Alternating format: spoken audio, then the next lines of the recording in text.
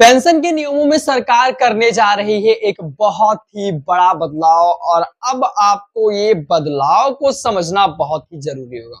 पहले मैं बात करने वाला हूं 8 पे कमीशन से लेकर जो पेंशन के नियम में बदलाव करने जा रही है सरकार, जो 8वां वेतन आयोग है इसको लेकर और इसके साथ साथ पेंशन धारकों के नियमों में एक बहुत ही बड़ा बदलाव करने और सरकार इस पर एक जोर देने जा रही है, क्योंकि केंद्रीय कर्मचारियों पर बड़ा असर इसका पड़ने वाला। जितने भी केंद्र सरकार के कर्मचारी हैं, इसका बहुत ही बड़ा असर पड़ने वाला है। इसमें क्या आपको लाभ होंगे, क्या आपको फायदे होंगे, इस चीज को पूरा विस्तार से बताने का प्रयास करूंगा और आपको एक एक कर सब कुछ समझाने का भी प्रयास करूंगा। चलिए आपको बताते हैं।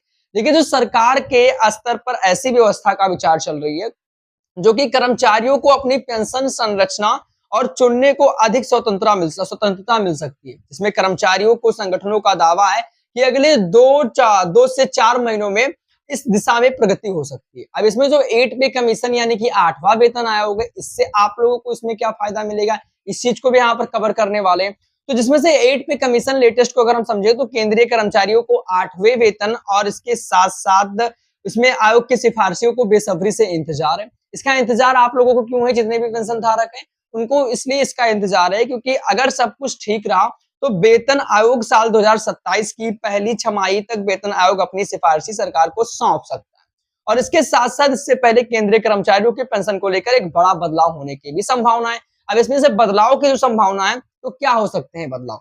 तो पहले तो इंडिया टुडे रिपोर्ट के अनुसार, जो इंडिया टुडे है उसके एक रिपोर्ट के अनुसार बताया गया है कि यूनियन और इसके साथ साथ प्रतिनिधियों के हवाले से बताया गया कि सरकार को स्तर पर एक ऐसी व्यवस्था चल रही है जिसमें से कर्मचारियों को अपनी पेंशन संरचना चुनने का अधिक स्वतंत्रता मिल सकती है। यानी कि जो अपनी पेंशन की संरचना है उसको चुनने के लिए एक अच्छी स्वतंत्रता मिल सकती है। हालांकि अभी इस पे कोई आधिकारिक घोषणा नहीं हुई, लेकिन कर्मचारियों संगठनों का दावा है कि अगले 2 से 4 महीने में इस दिशा पर प्रगति हो सकती है। अब अभी क्या सिस्टम चल रहा है, देखिए आपको बता दें, वर्तमान में 1 जनवरी 2004 के बाद जो भर्ती हुए अधिकांश केंद्रीय के जो कर्मचारी हैं नेशनल पेंशन सिस्टम यानी कि एनपीएस के अंतर्गत आते हैं, उसके तहत आने वाले इस योजना के तहत सरकार और कर्मचारी दोनों बराबर हिस्सा में जमा रहते हैं, जो कि रिटायरमेंट के बाद मिलने वाली पेंशन बाजार के प्रदर्शन पर, निवेश पर मिलने वाले रिटर्न पर निर्भर करती है।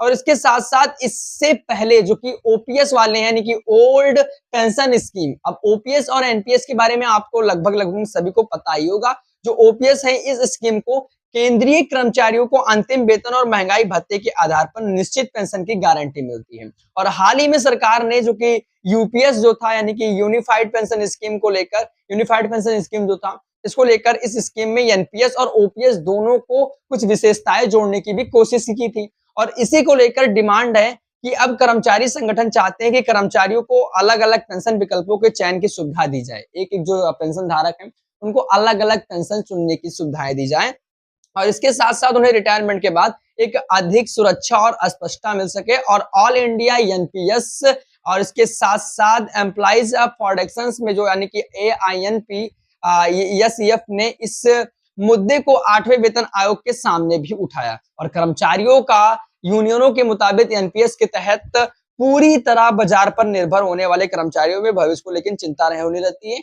और इसी के साथ साथ ऐसे में सुनिश्चित पेंशन और ओपीएस जैसी गारंटी की मांग की जा रही है। वहीं स्वैच्छिक सेवानिवृत्ति यानी कि वीआरएस, जो वीआरएस होता है, इसमें से जुड़े नियमों में बदलाव के भी मांग किए गए हैं। और इसके साथ साथ आपकी जानकारी के लिए बता दें, जो 8वां वेतन आयोग है उसमें सिफारिशें अलग अलग हो सकती हैं, क्योंकि जो पहली छमाही तक आ सकती हैं। और बता दें, आपकी जानकारी के लिए बता दें, सरकार ने पिछले साल वेतन आयोग का गठन किया था और इसके बाद इस साल फरवरी महीने में वेतन आयोग की एक वेबसाइट लॉन्च की जाएगी। मैंने आपको इससे पहले बताया था। उस वेबसाइट में क्या होने वाला है, उस वेबसाइट के जरिए आपको वेतन आयोग केंद्रीय कर्मचारी और इनसे जुड़े संगठनों से सुझाव मांगे थे और अलग अलग कर्मचारी संगठनों के साथ वेतन आयोग की बैठक में चल रही है। और इन बैठक के बाद वेतन आयोग अपनी सिफारिशों को सरकार को भी सौंपेगा। तो ले देकर आपकी जानकारी के बता दें कि अब पेंशन धारकों के लिए कुछ ये बदलाव किए जाएंगे जो मैंने आज के इस वीडियो में बताया। और इस बदलाव से आपको क्या लगता है, क्या आपको कोई फायदा मिलेगा